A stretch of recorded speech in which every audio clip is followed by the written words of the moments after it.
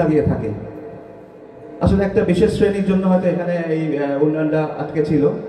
তো আজকে আমার খুব ভালো লাগছে যে এখানে একটি অত্যাধুনিক পর্যটন মডেল স্থাপন করা হলো এবং এর মাধ্যমে আমি মনে করি বাগেরহাটের পর্যটন শিল্পের বিকাশ ত্বরান্বিত হবে এবং যারা পর্যটক আসবেন তারা এই থাকার সুব্যবস্থার জন্য আরও উৎসাহ বোধ করবেন।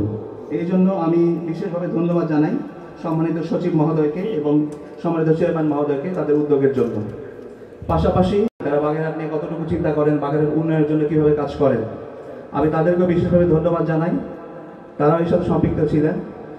বাগেরহাট, আমি এসপি হিসেবে না, বাগেরহাটবাসী হিসেবে তাদেরকে বিশেষভাবে ধন্যবাদ জানাচ্ছি। এবং বাগেরহাট যে উন্নয়নের সোপানে উঠে পড়েছে, উন্নয়নের মহাসড়কে উঠে পড়েছে, এরপরে বাগেরহাটের উন্নয়ন আরও ত্বরান্বিত হবে। বাগেরহাট একটি রিসোর্সফুল, একটি বাংলাদেশের মধ্যে সবচেয়ে আকর্ষণীয় পর্যটকদের জন্য আকর্ষণীয় একটি জেলা হিসেবে গড়ে উঠবে। আমি এই কামনা করছি, বাগেরহাটবাসীর সুস্বাস্থ্য এবং মঙ্গল কামনা করছি। সবাইকে ধন্যবাদ জানাচ্ছি।